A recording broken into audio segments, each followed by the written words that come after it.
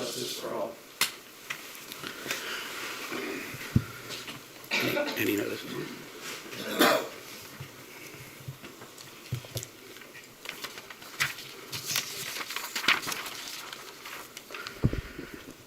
Citizens' participation.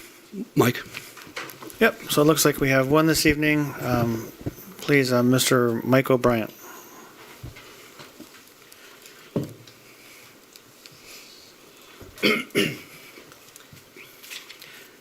Good evening. Michael Bryant. I live in Ortana.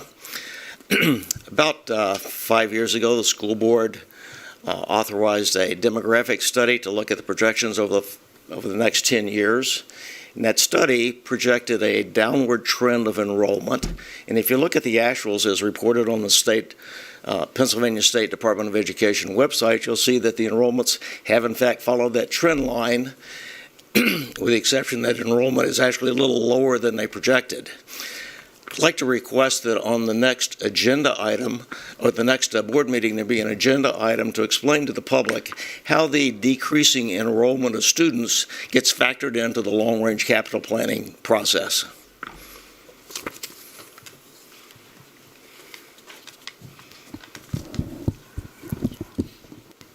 Thank you. Routine approvals. Because I believe one of our board members is going to abstain from voting on one of them, I'm going to take them individually. So 5.1. Yes, 5.1. Could I, before we get started, Mr. President, could I make a motion to amend the agenda by adding information item 7.14? It'll be an information item on a board resolution.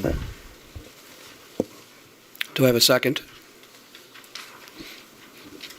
Second. Question on the motion on the floor? Hearing none, roll call. Tim? Yes. Mike? Yes. Ryan? Yes. Michelle? Yes. Jeremy? He voted yes, and I vote yes. So to approve 5.1, may I have a motion with the amendment? So moved. Second. Question? Hearing none. Jeremy? Yes. Mike? Yes. Ryan? Yes. Tim? Yes. Michelle? Yes. And I vote yes. 5.2, financial report. May I have a motion? Second. I'm sorry. So moved. Second. Question? I'm sorry, Kenny, you broke up. Jeremy, this is the 5.2 where I believe you're going to abstain from voting. I need to abstain. If it's financial, I need to abstain. You can do that when I get to you here. A question on the motion on the floor? Michelle? Yes. Ryan? Yes. Mike? Yes. Tim? Yes. Jeremy? I abstain. He abstains, and I vote yes. The last of the routine approvals, 5.3, human resources recommendations. May I have a motion, please? So moved. Second. Question on the floor.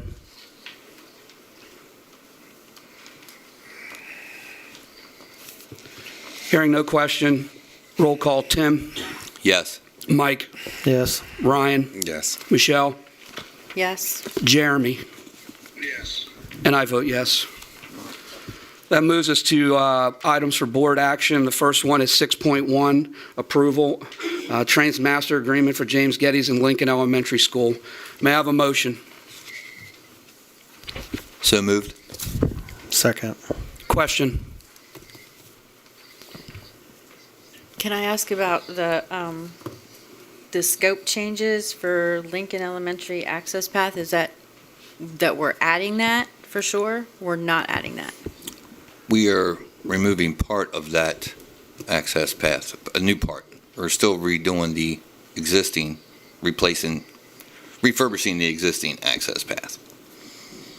Okay, so we're just that little sidewalk. Yeah, it goes up the steps and comes out onto the street. Okay, that was my question. Yeah, because it's in need of repair. Well, because I looked at the minutes, like I can't come to the F and F meeting because it's at 4 o'clock and I work until 5. And I looked at the minutes and there weren't any board members there, so that's why I'm kind of like, where are we at on this?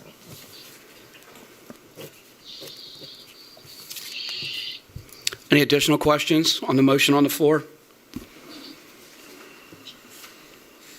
Roll call. Tim, Yes. Mike, Yes. Ryan, Yes. Michelle, Yes. Jeremy, Yes. and I vote yes. 6.2, CHIP 5-year plan, Franklin Township Elementary partial window replacement. Motion on the floor, please. May I have a motion? So moved. Second. Question?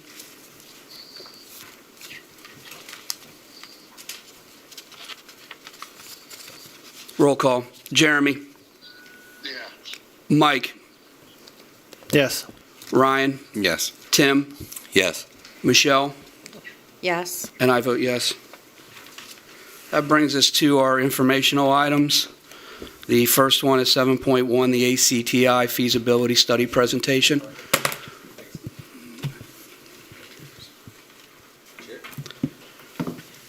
Thank you there, Mr. Eckenrode. Appreciate it. Thank you.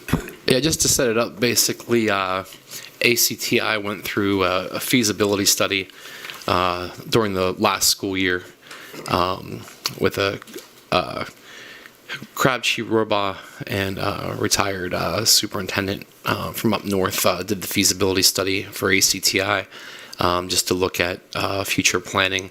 So Mr. Eckenrode is going to hit some of the highlights of the feasibility study. He's going to each of the member districts at board meetings over the next month and a half or so.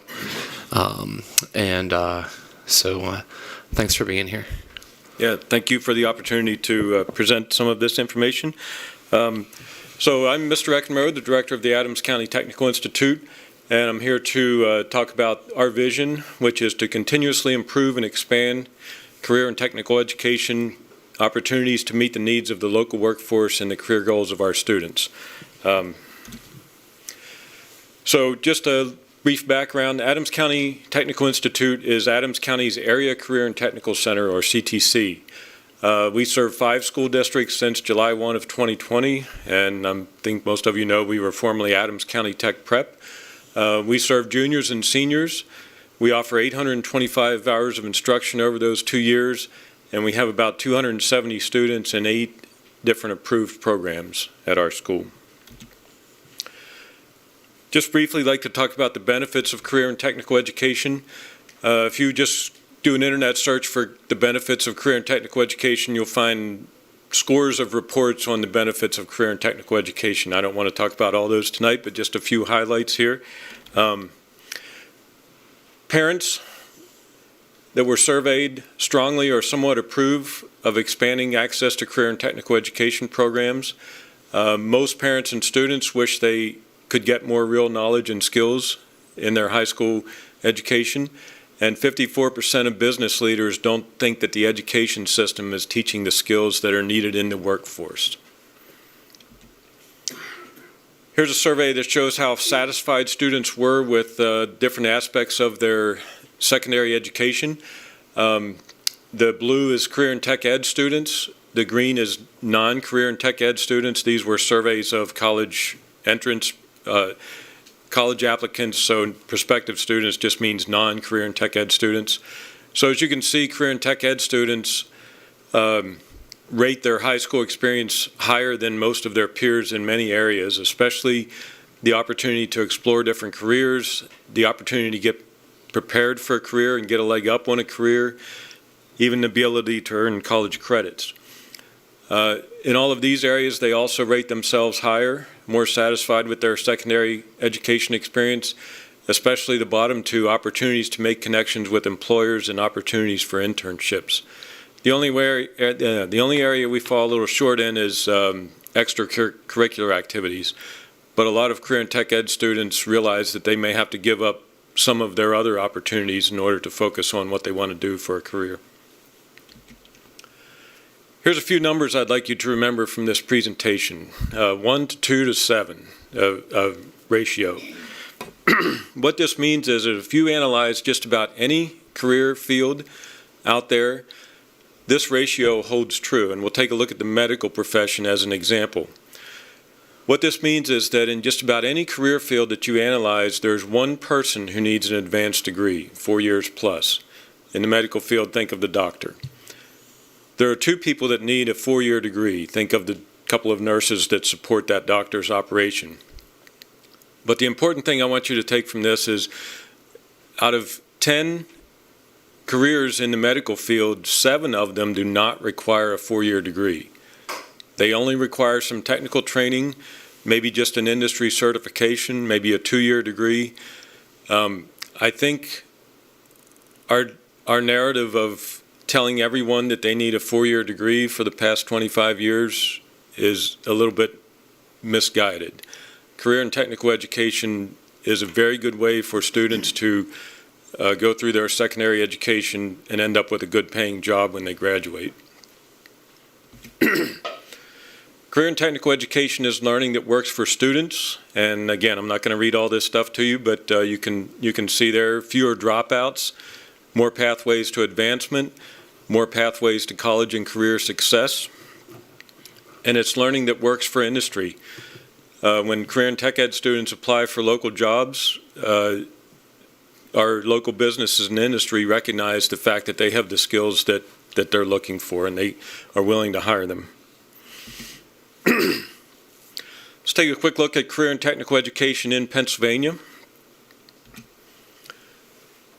In Pennsylvania, there's a lot of regulations that go along with having career and technical education approved programs. That's kind of a key word, approved programs. Regulations are typically found in Chapter 339 of School Code, and we have to meet these regulations in order to maintain approved programs, and we get evaluated on that every 5 years. Our programs have to be integrated with local business and industry. They won't let us have a program unless we have industry support from the local community. We have to teach about a minimum of 2 hours per day, and we do that at ACTI. We have civil rights reviews and audits. All of our students take what's called a NOCTI exam. That's their end of course assessment. It's kind of like a keystone test for each one of our programs. Each one is different. Each one is evaluated by industry professionals. Our teachers don't evaluate that test. We have industry professionals come in and evaluate our students. We have to have industry recognized credentials. Think things like CompTIA A+ certification, patient care technician, PennDOT safety inspector certification. Those are industry credentials. We have to have post-secondary connections. We have to have articulation agreements and college and high school opportunities. The state tells us what we should be teaching. They give us a task list or a program of study that forms the basis of our curriculum. And then we have to have career and technical student organizations that our students can be involved with. By jumping through all those hoops, the Department of Ed gives us a few financial benefits for all of that. They give us a little bit of a subsidy for every student that we report that's in one of our career and tech ed approved programs. And we have a couple of equipment grants that we get from the state and federal sources. If you notice our budget, we hardly ever have any equipment money in our budget because we get that through those grants. So let's take a look at career and tech ed in Adams County. And I call it a bit of a situation that we have in Adams County. When I showed you this map earlier, there are more than 80 career and tech centers in Adams County, or in the state of Pennsylvania, not in Adams County. Most of these schools were built over 50 years ago, late 60s, early 70s. And if you notice on this map, right there is the intersection of Route 15 and Route 30, and you notice Adams County Technical isn't on there. We're not on there because in Adams County, our school districts did not build a career and tech center like they did in almost every other county 50 years ago. And I think for the last 50 years, our students, they just haven't had the opportunities that students in other counties have had. Just to show you some data to kind of make this point, I took a list of all of the career and tech centers in the state of Pennsylvania, and I pulled together some other data from other sources, different state reports, and put a list together. This list is all the career and tech centers in the state of Pennsylvania, sorted by the number of high school students in the participating districts. So like here in Adams County, I took our 5 participating districts, I added up all the students in grades 9 through 12, and I did that with all of the other career and tech centers. The yellow line there in the middle is Adams County Technical Institute. We have about 3,700 students in grades 9 through 12, and that kind of lines up with the population of Adams County in general. We're number 31 out of 67 counties population-wise. So we're right about the middle of the field there. Down at the very bottom there, highlighted in green, that's Fulton County. Fulton County has 3 school districts in their Career and Tech Center. They have 544 students compared to our 3,700 in grades 9 through 12. So that's why they're at the bottom of the list. But if you look what happens here, if I sort that same list by the number of programs that are available at their tech school, we fall right down there with Fulton County. Fulton County has 8 programs, we have 8 programs. They have 544 students in high school, we have 3,700 students in high school, 7 times as many. If I sort that same list by the percent of those high school students that are enrolled in the tech school, once again, we're pretty close to the bottom. We only have about 6.4% of our students participating in CTE programs at the tech school. Fulton County, on the other hand, I got rid of the green highlighting, but they fall up in the upper third. They have almost 25% of their students participating in career and tech ed.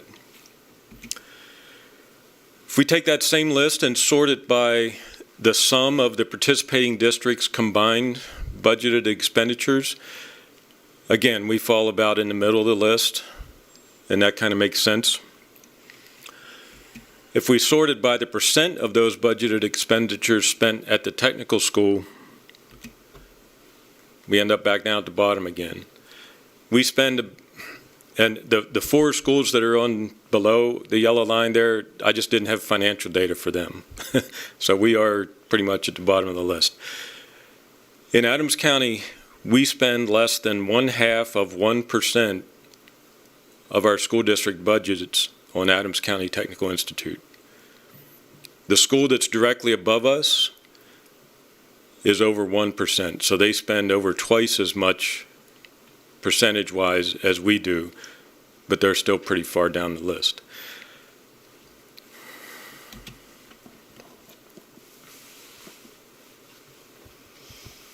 Sorry, just checking my time here. What about regionally? If we look at the counties that surround Adams County, the Franklin County Career and Technology Center to the west, Cumberland Perry to the north, and York County School of Technology, you can see that those schools have a lot more to offer their students than we do here in Adams County. This is our school. And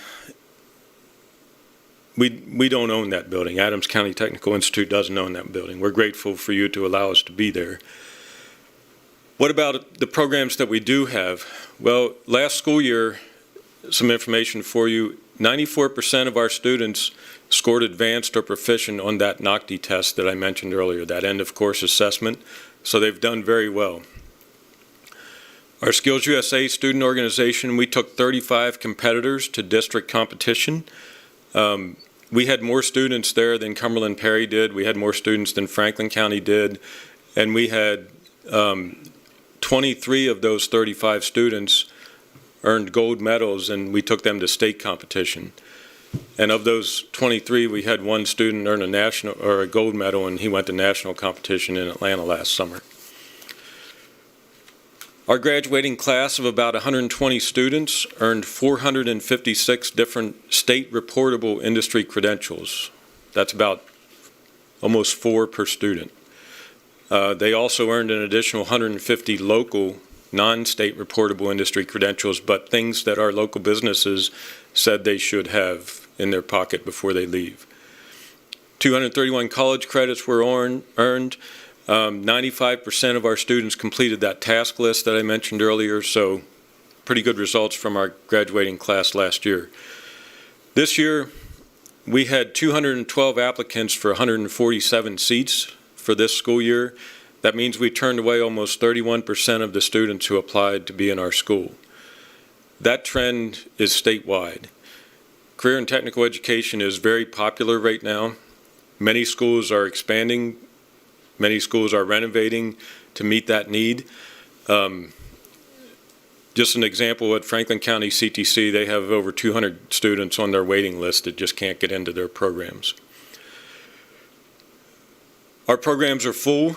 We have 270 students in our classes this year. That's about 38 students per program. And in allied health in particular, we had to add a lab assistant so that we could add an additional 12 students to that program. But we're out of space. Here's some additional data for the class of 23. You can see the numbers are pretty good there for participation in different types of work-based learning.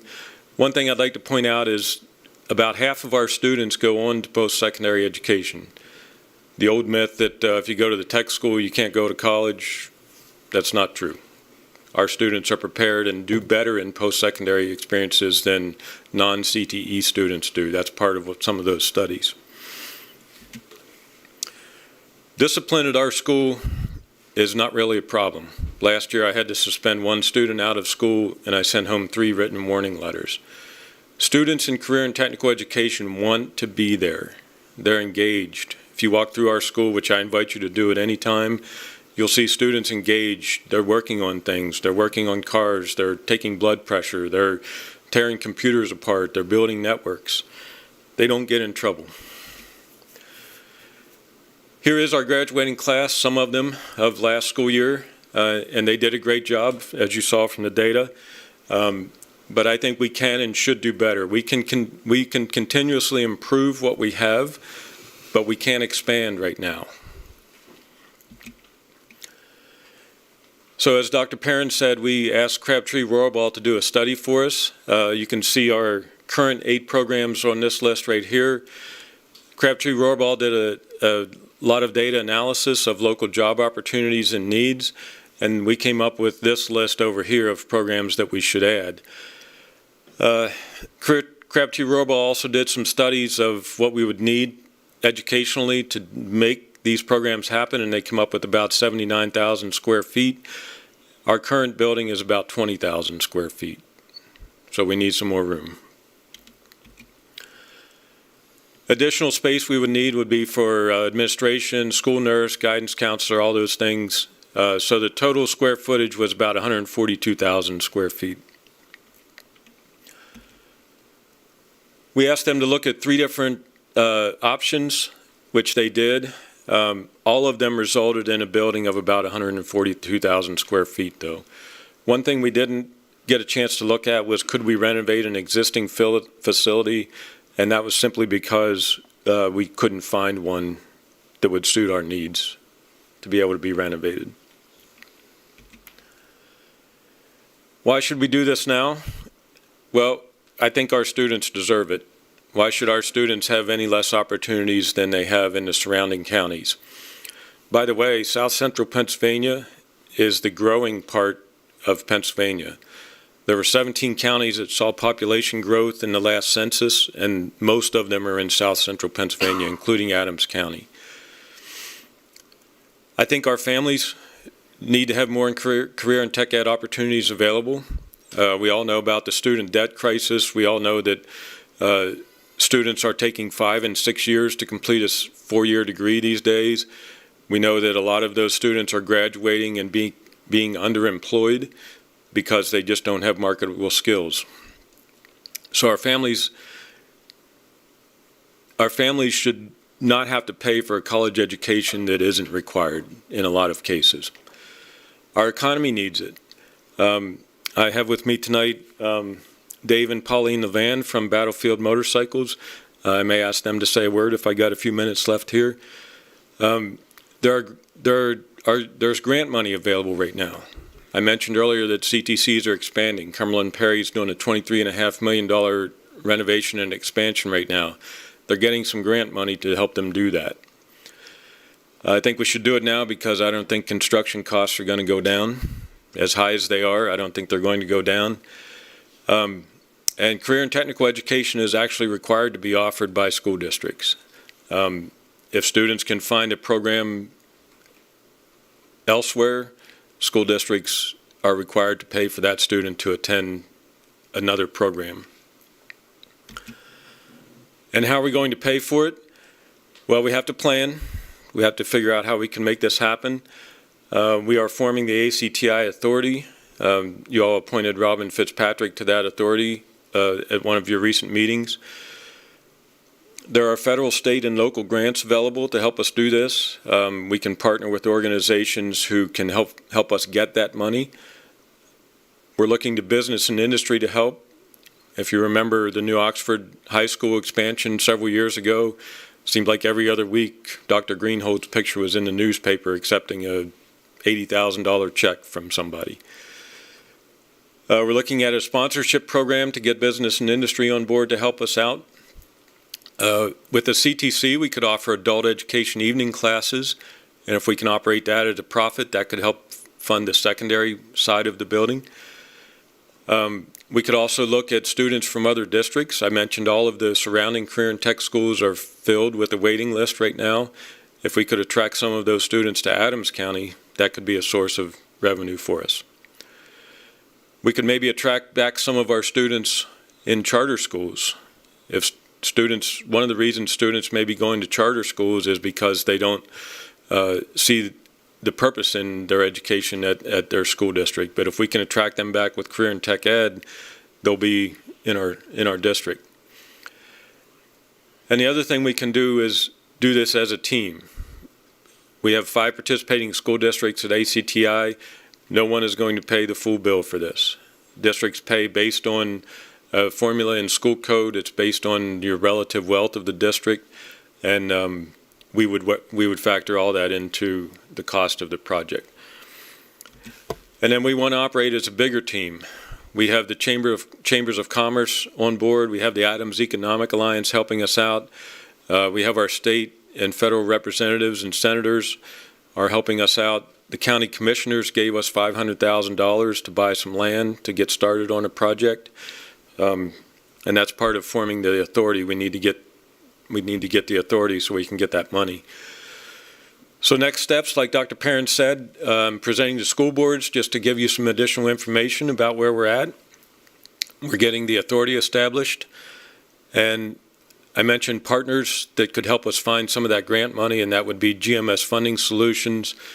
All of the county organizations have experience working with GMS Funding Solutions and Novak Strategic Advisors to help get money for projects in the county. So they're very familiar with what we're trying to do here.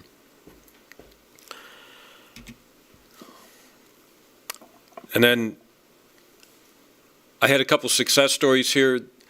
If you notice downtown Gettysburg, there's a new bakery there called Sweeter Than Sap. That was an ACTI student a number of years ago. She was from Conewago Valley School District, but she has her business in Gettysburg School District. And a couple more that I don't have up here. Guys like Chris Mosley is working at Trace to Technologies in town. He was a Gettysburg graduate. Started there right out of high school with his A+ certification. He now has his Net Plus and cybersecurity certifications. They moved him up to a management role within a number of months. We have students at Conewago Enterprises from Gettysburg. We have students working at Cleveland Brothers in Harrisburg who still live in Gettysburg. They graduated from our diesel tech program, so they want to live in Gettysburg. They want to live in Adams County, but they're going outside of the county to find their jobs and make money and bring it back to Adams County. One last point on the surrounding counties. You might say, well, yeah, York Tech has a big school because they have a lot of business and everything over there. But there's a statistic that says 50 to 60% of the people that live in Adams County travel outside of Adams County to work. So can you imagine one of our graduates with 2 years of training or maybe no training trying to compete with someone from York Tech with 4 years of training trying to get the same job? I think our graduates would probably get the lower level job instead of one of the good paying jobs. Career and technical education, in my opinion, is one of the best aspects of public education. That's the way Pennsylvania decided to offer career and tech ed 50 years ago. And as I hope you've seen from some of the information that I presented here, that in Adams County, we're in a bit of a situation and we should try to do a little better for our students. I don't think we can look at our graduating student body and say we helped every one of those kids with what they needed. Any questions for me? Pauline, David, did you want to say just very briefly? Pauline and David, they're the owners of Battlefield Motorcycles and a couple of other local businesses, and we have a student or two working for them now. Yeah, thank you very much. It's a pleasure to be here this evening to be an advocate for technical training. We've actually got the reverse problem at Battlefield Motorcycles. For those of you who don't know, we started out primarily as a Harley-Davidson motorcycle dealership. We now sell Royal Enfield, which is a smaller motorcycle. We sell Vespa and Piaggio scooters, and we sell an autocycle, which is a three-wheeled vehicle, primarily with a car engine in the front and a single wheel in the back. We sell them and we service them, and part of the difficulties we've had is the service aspect. We've actually got the reverse situation. We don't have a single technician today who lives in Adams County. These jobs are so sought after that our technicians come from Franklin County, Cumberland County, and the northern counties of Maryland. What a better job to have than a job close to home that would be in the top performing compensation in Adams County, because these are very good jobs. And because they're hard to fill, we are committed to training, and we send our technicians to all of the original manufacturers' training schools.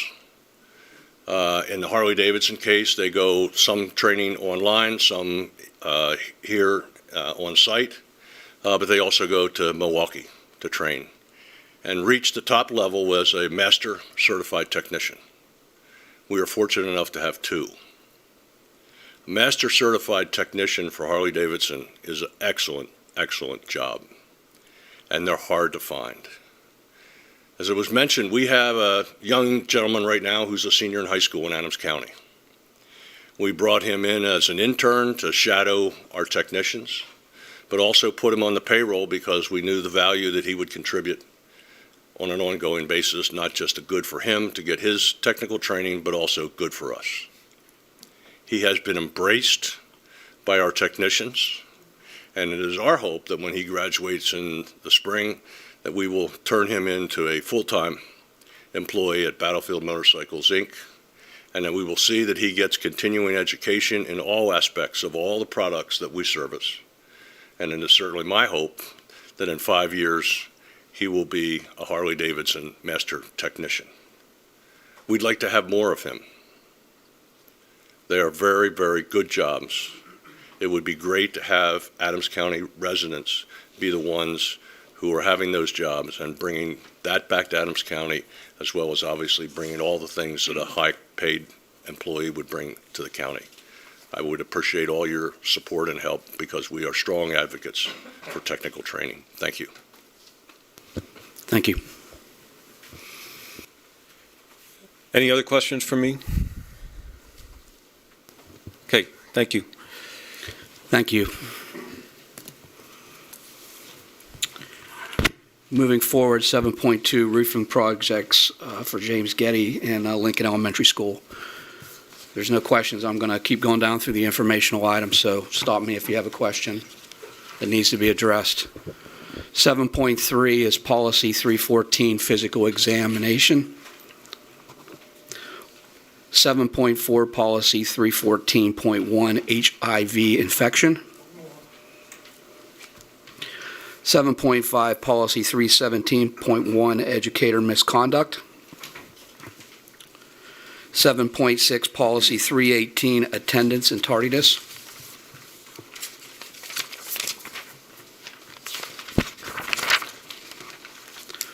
Policy 7.7, 319, outside activities. 7.8, policy 320, freedom of speech in non-school settings. 7.9, policy 321, political activities. Policy 710, 710, policy 322, gifts. 7.11, policy 323, tobacco and vaping products. 7.12, policy 824, maintaining professional adult and student boundaries. Kenny, can I ask you a quick question there? Sure. I read that policy. Is there anything in there like, we have to report things to Childline? Should that be in the policy that we report to Childline, or is that just like understood that we? There should be a reference, I can pull it up, there should be a reference to policy 806, and that's for child abuse, and that's where that reporting has to come in. So that's why there's the cross-reference for Okay, citation. I read it, but then, Yeah, I can but we talked about that at the policy committee, making sure that that's a cross-reference. okay. Sure. Anything additional? That brings us to 7.13, Gettysburg Area School District Wrestling Program, additional coaching request. Is that Dr. Master just share a brief overview? Sure, thank you. The reason mainly for this request is with PIAA sanctioning girls wrestling. We're looking at the number of athletes in that program over the last several years has gone up. Back in 2021, we had about 43 total athletes, and we're projecting anywhere between 55 to 75 athletes this year in the wrestling program between boys and girls. So the request is for 2 additional assistant coaches. One would be at the middle school level, one would be at the high school level.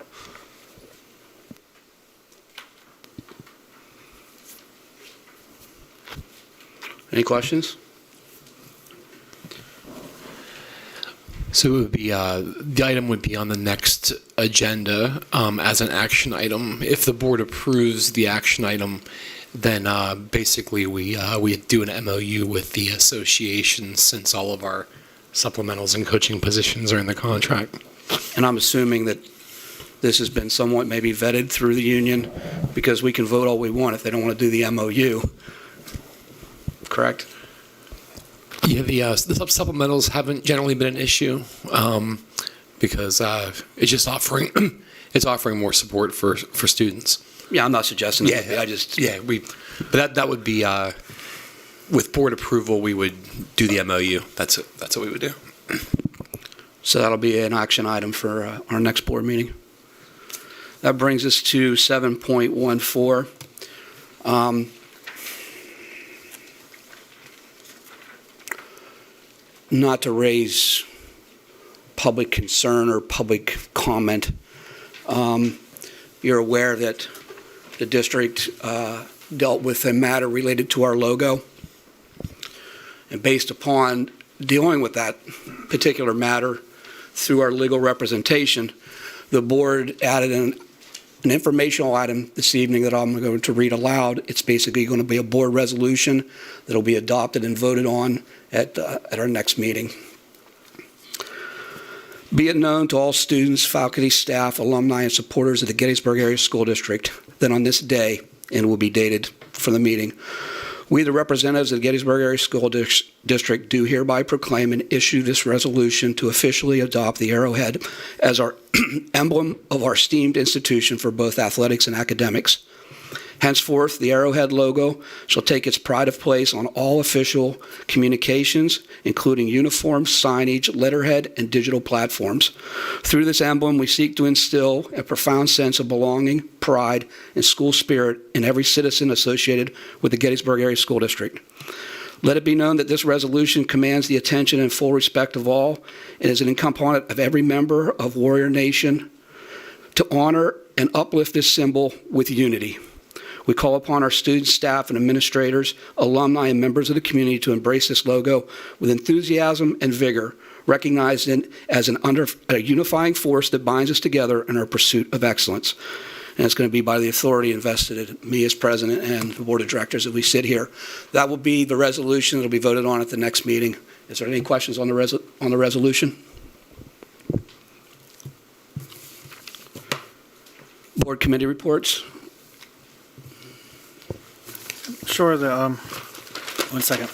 The policy committee will convene the second Tuesday of November, which is November 14th at 4 p.m. in the administration building here, and we'll have another large batch of consolidation policies for the 300s. Budget and Finance Committee will meet this Thursday, boardroom, 4 o'clock, 16th. Program reports. Just a couple of calendar items for secondary schools. The first marking period ends October 25th. That's coming up rather quickly. And as we get close to the end of October, as it starts chilling off a bit, given the fact that we've traditionally gotten some snow in this county in the past, we'll do a normal test call that we usually do in October for the rapid notification system. It gives folks the chance to update phone numbers, email addresses, those kinds of things. So look for a test call as we get through towards the end of October. So hopefully we won't need it then, and we won't need it until January. Jinx. If nobody has anything further, our next meeting will be November 7th here at the boardroom at 7 p.m. May I have a motion to adjourn? It won't be at the boardroom.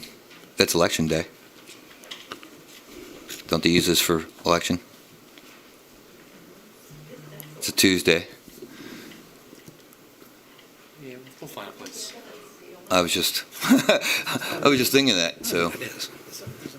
It's Monday, isn't it? Monday's Monday. So it should be a Monday. That means Yeah, the meeting is the 6th. yeah. So we have a misprint on our agenda. It's, okay. I was a little confused there. November 6th. Yeah, it should be November 6th. It's written November 7th. I'm just glad I'm not looking for a space tomorrow. May I have a motion to adjourn, please? So moved. We stand adjourned. Thank you.